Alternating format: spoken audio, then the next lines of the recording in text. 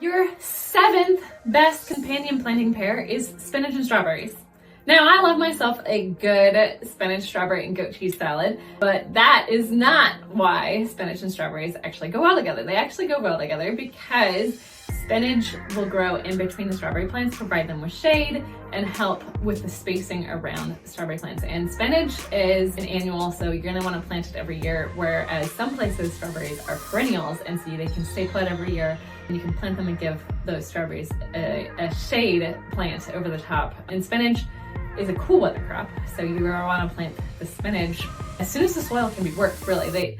They will thrive in that cool environment. And then you can also plant them in the fall again to give more shade to your strawberry plants as well. And so August is a good time to plant the spinach depending on where you are. Maybe as early as July if you're north, maybe later in September if you are a little farther south. But in that fall time period or right before fall starts is a good time to plant spinach again to get another harvest and give a little more benefits.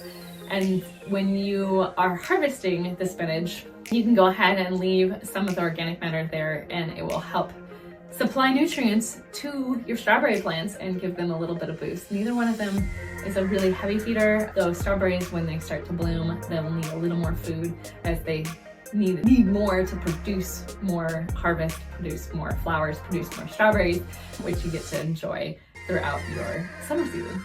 You do have to be aware that once the weather gets closer to that 70-degree mark, spinach doesn't like it that warm, even though it doesn't seem warm to certain areas, and especially right now, it seems pretty low, right? But once that temperature gets closer to the 70 degrees, that's when spinach will start to bolt. And what I mean by bolt is it's starting to grow flowers and go to seed, and your spinach will start to taste bitter.